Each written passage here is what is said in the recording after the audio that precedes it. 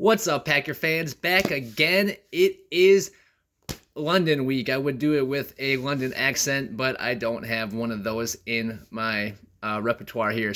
But anyway, it is a big week for the Packers. The Packers go to London for the first time. We all know the Packers have a worldwide fan base. They have fans over in London. It will be the first time these London fans will get to see the Packers, and I'm sure they are more than excited. But it also brings the New York Football Giants to London to play the Packers. Both teams 3-1 after big wins last week. Packers, winning over the Patriots in overtime, 27-24, and the Giants took care of the Bears and Justin Fields. But for people in London, this has got to be so exciting for them to be able to see their favorite team, not have to watch it on TV, get to go to the game, get to feel the vibe and just see the players up close, and obviously everybody wants to see Rodgers play. He's coming off a performance of 251 yards and 2 touchdowns with 1 pick that was a pick six. He's only thrown 2 pick sixes at Lambeau in over 3,500 pass attempts. That's pretty impressive. It sucks it had to be last week, but it is what it is.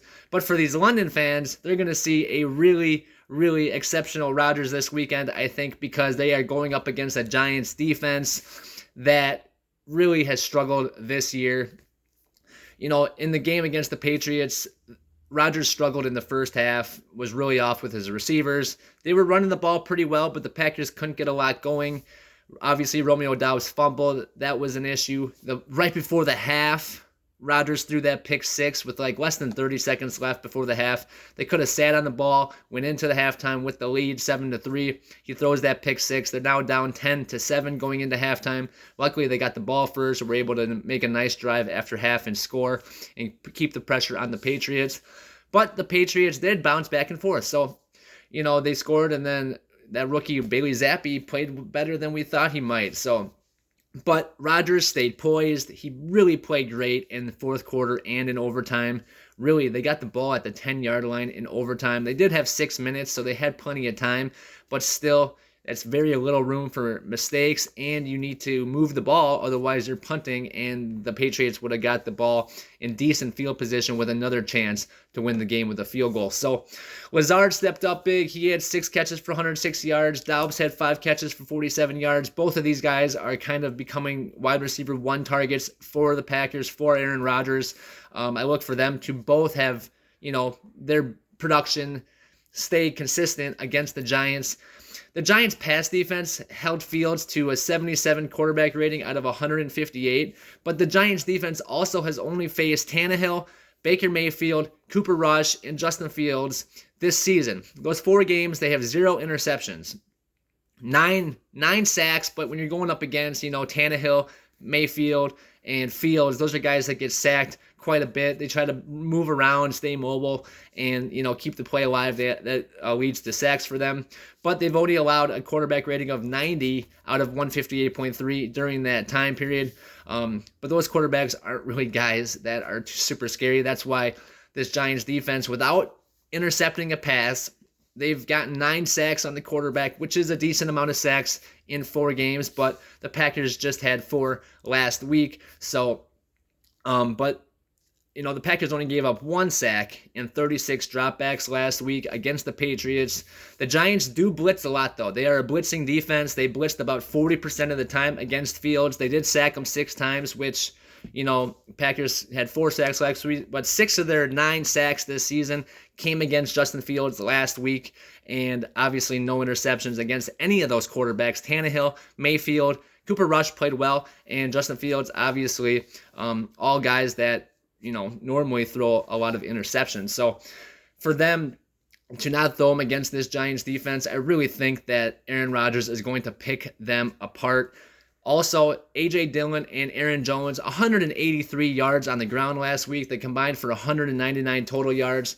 They need to do that. Keep running the football. Early in the game last week, it looked like they were forcing the run because Rodgers was off, and then they kind of got away from it, tried to get Rodgers' pass game going when they really could have just stuck with it Aaron Jones and A.J. Dillon were grinding out yards, 5-6 yards per carry. I think Jones was almost to 7 yards a carry, and A.J. Dillon was like 4.5 yards per carry. You're basically getting a first down every 2, maybe every 3 carries with those guys, and that's, good enough to move the chains, good enough to keep possession, good enough to keep the ball moving down the field. So, but the biggest thing, the Giants, they don't have a great defense. It is better, with a lot of the turnovers, but they do play sound defense.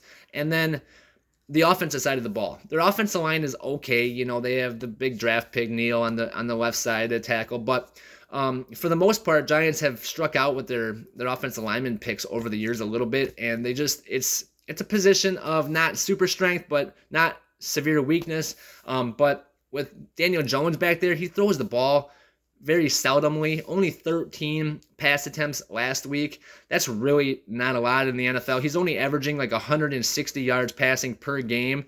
And last week against the Bears, he rushed for 68 yards and only threw it for 71 yards. Like I said, only passed it 13 times. He did get knocked out with that ankle injury for a little bit. Tyrod Taylor came in, played a little bit. Then he, on a play where he was trying to make a play for his team, he got knocked out with a concussion issue. So, most of this offense that the Giants has is not so much surrounding or focused on the pass game. Like, they don't have big name receivers. They do spend a lot of money on receivers. Kenny Golladay, Sterling Shepard. They have Richie James. These guys, Darius Slayton. They have guys that they pay money for this receiving crew, but Kenny Golladay, we've heard a little bit about him the last few weeks, just hasn't done anything since he became a Giant. Got that big payday after leaving the Lions and has done nothing as a Giant. So with Daniel Jones not being a super efficient passer, with the fact that they don't have a lot of weapons that they trust on the outside, this Giants team is focused and focal pointed around Saquon Barkley, number 26, the running back, the other quad guy. We got the quad father with A.J. Dillon. He's just a guy with big quads as well, but I'm sticking with my guy A.J. And so, but the Giants, they gave up 4.1 yards a carry last weekend to the Bears. Like I said, Dillon averaged 4.5. But on the flip side of that, Saquon had 31 carries, 150 or 46 yards, which was a 4.7 per carry average. And for Saquon, he's basically the offense for the Giants. You fear Daniel Jones a little bit in the pass game, not much, but you fear him more as a running quarterback than anything. Stepping back, having your guys being man-to-man, chasing the receivers, and then he's able to find some zones. He did score 2 touchdowns last week, his first 2 rushing touchdowns of the season. Those are the things you have to worry about with Daniel Jones, as his dual threat, running it and then, passing it, but he's not super efficient throwing the ball. But that's why Saquon is such a huge part of this offense. He's got basically 460 yards this year on the ground in 4 games. So he's averaging well over 100 yards per game. And with him and Daniel Jones in the backfield, it's really like a two-headed monster of running backs. Which way is it going to go? Misdirection, who's got the ball, things of that nature. So something for the Packers defense to focus on, because last week against the Patriots, they gave about 5 yards per carry to the running backs. I don't know if they were just really trying to not get beat deep, but they were playing against Bailey Zappi, a rookie, so they should have known that the Patriots were going to be running the ball more. If they only allowed Mac Jones to throw the ball 3 times, I know it was windy in a bad storm game last year against the Bills, but Belichick, with the rookie, I knew they weren't going to throw it a lot with the rookie in certain situations, so Packers defense held. Like in overtime, when they were backed up on their own goal line, that was a really big time. I figured they were not going to throw the ball at all, and they did not. So for the Packers, they just need to get after Daniel Jones, make him uncomfortable, and try to stuff the run as best they can. Saquon's going to get some yards. He's going to make his plays. It's Saquon Barkley. He's going to do what he does. But the Packers just have to kind of keep him at bay the best they can and try to really make it so that, get the ball out of his hands, try to keep it in Daniel Jones' hands and make him throw the ball. That's why jumping out to an early lead against the Giants, putting the pressure on their offense to try to throw the ball down the field, could be a really good game plan for this Packers team. Obviously, you always try to get out ahead. That's always the game plan. But they should really be aggressive on offense and defense to try to make some big plays early and to try to get the ball back for the offense, to try to kind of get a lead early so that it kind of takes away that that one dynamic, player, Saquon. I mean, he can still be efficient in the pass game and everything, but if you take away the run game, it just really kind of slows down this Giants offense. They don't have a lot of other options, and that's why Saquon's been the workhorse he has been this year. So, like I said, Daniel Jones went out with an ankle injury, so he's still on the injury report. He's been on it all week, but he did come back in the game after Tyrod Taylor got knocked out with a concussion. So that's kind of a weird situation. I don't know if Tyrod Taylor will be ready to go this week if Daniel Jones can't go. But the fact that he went back in there makes me feel like maybe the ankle is okay enough to play. But that was game day. Maybe they gave him an injection and he just went back out there. It looked like they ran the ball mostly. He didn't do a lot of step back, drop back, scrambles. It was a lot of get the ball out of his hand right away. He just needed to be there to take the snap, basically. So we'll see how his ankle kind of comes along this week.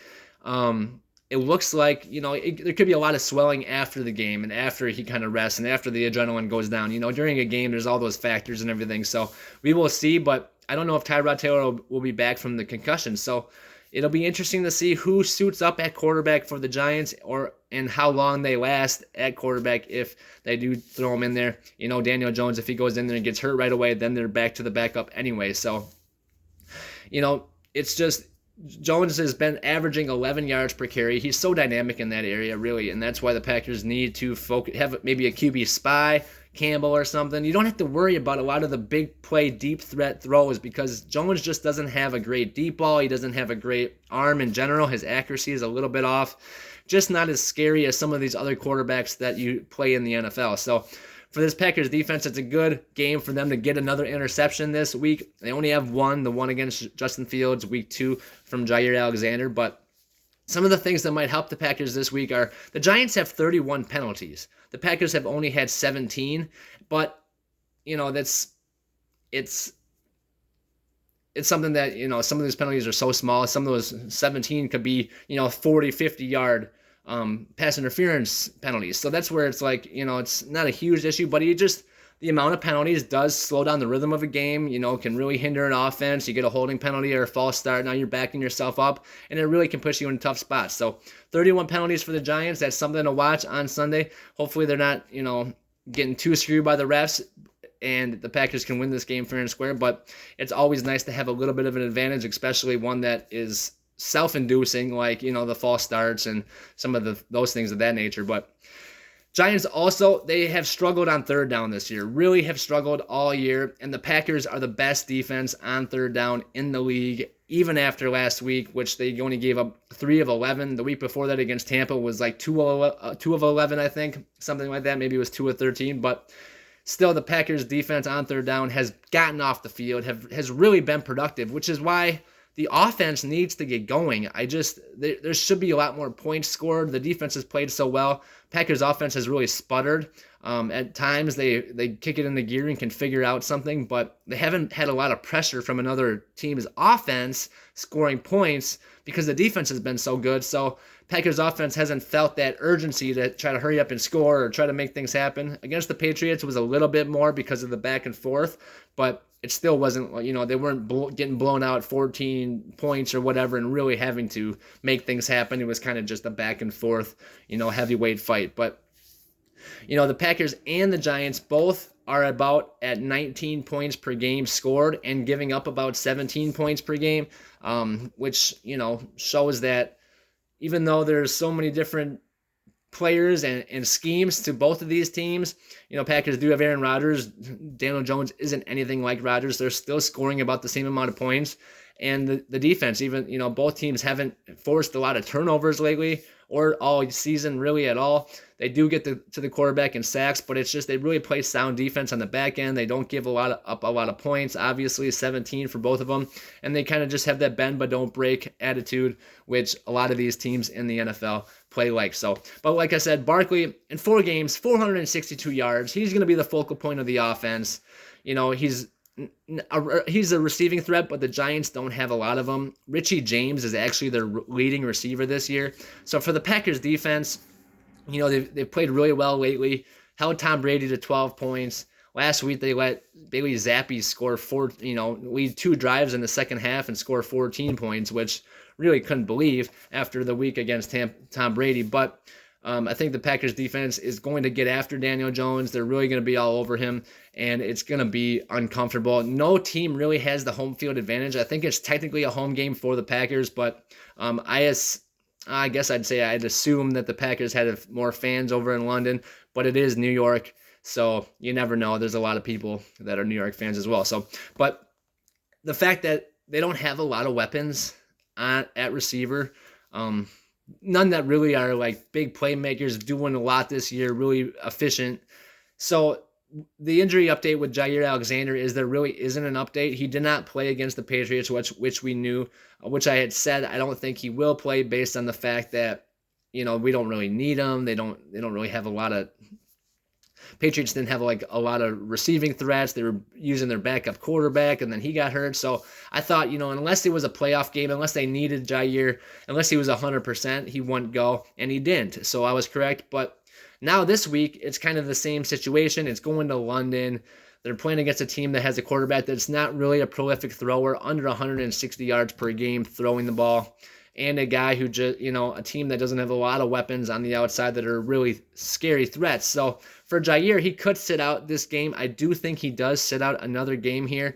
Try to get him ready for this stretch where we go on the road. We got the Lions and the Bills and the Commanders, and then obviously the rest of the season. But I think they want to be cautious with him. They don't want to get him out there before he's ready and get him re-injured or that's a groin issue. You could really do a lot more damage and make it a season ender if he does tweak it more. So being cautious with him, I think, is the best bet. They're just being, safe. And like I said, Jair, another week of rest until he's 100%, just not going to hurt him, and I don't think it's going to hurt this Packers defense. They've played so well, and Keyshawn Nixon has really stepped up. So, unless you really needed him to be out there, I don't think it's an issue.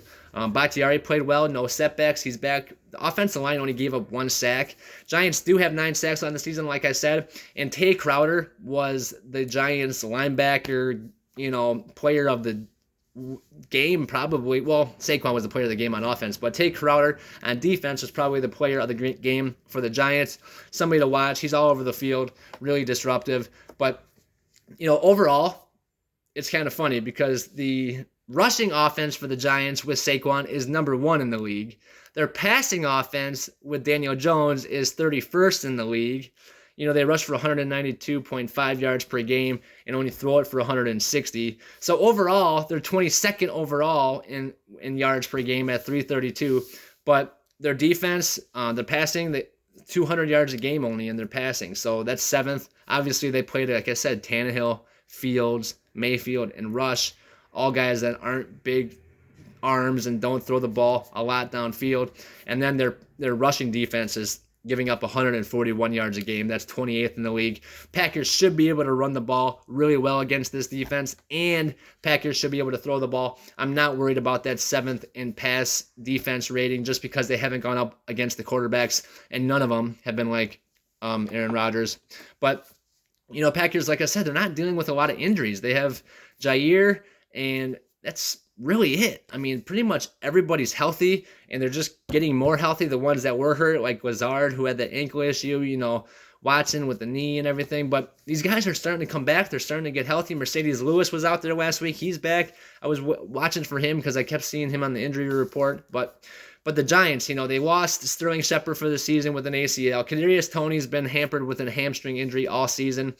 Julian Love, their safety, has a concussion issue. Daniel Jones, like I said, out with the ankle. So is Tyrod Taylor, out with the ankle. And then Leonard Williams, their big defensive lineman, he's got a knee and MCL issue. So I don't know if he's out or if he's out for the season or if he's just on IR or if he's playing through it. I know that he's leading the team in sacks, but he's a guy to watch out for as well. But all in all, this Packers team should have no issue with this Giants football team, not on offense and not on defense. Packers should be able to run the ball, control the clock, control everything really about this game, and hopefully keep Daniel Jones and Saquon Barkley in front of them enough on defense where they can make the plays.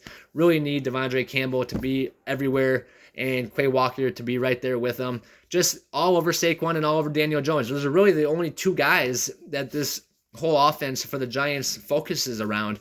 I mean, Obviously, they throw the ball a little bit, and you have to, be sound in your coverage, but really, you should be just focused on stopping that run, maintaining run blitzes or QB spies or whatever helps you, keep the guy in front of you and allows you to make the play if he does decide to tuck it and run it. That's the biggest concern for me is these running quarterbacks once these guys get into these mans. But Packers defense plays a lot of zone, so not so many open lanes for a quarterback when a defense plays zone because the eyes are at the quarterback, not on your guy like in man-to-man. So really awesome. I'm super pumped for this week.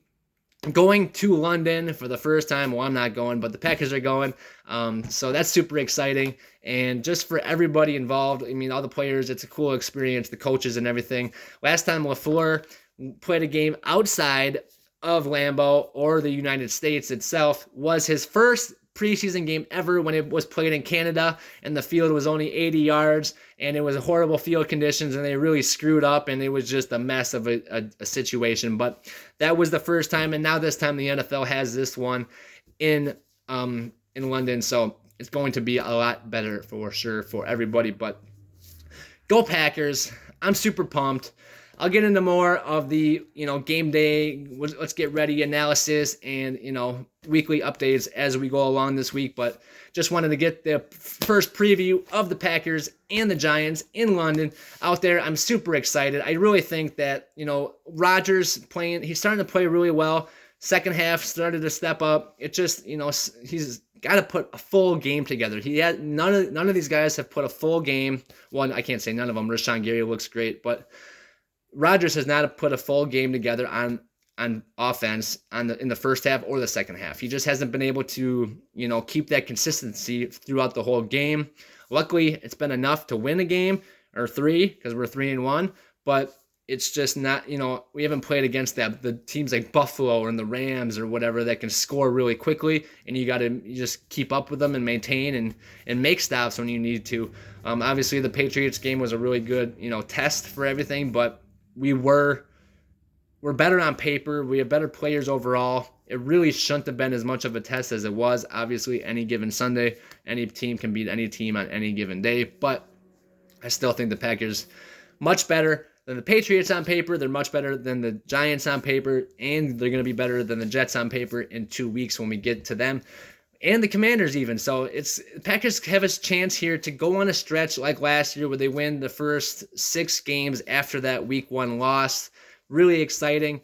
And, like I said, Rodgers is getting going. He's starting to trust these receivers. Allen Lazard's starting to kind of emerge as that wide receiver 1 that we really wanted him to be. 6'5". He runs a 4.5 40.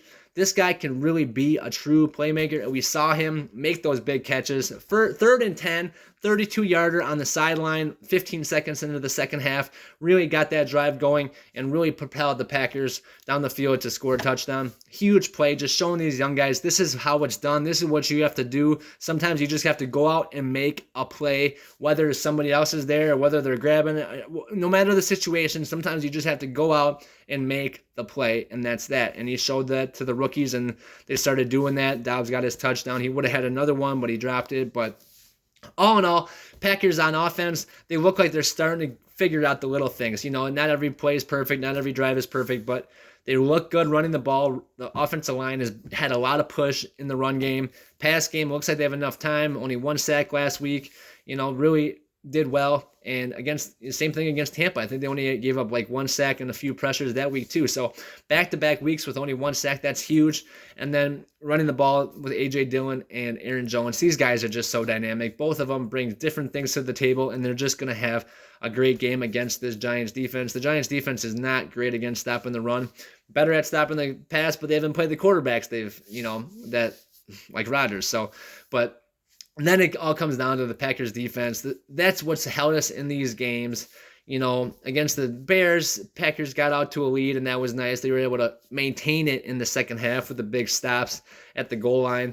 And then, against Tampa, almost got Brady. The defense had a hold on a 2-point conversion as time expired. What a play. And then last week, back and forth. The Patriots got the ball at the 50-yard line in overtime on first down and went 3 yards and had a punt. So this Packers defense has really stepped up, but like Roger said, it's not a sustainable way to continue winning.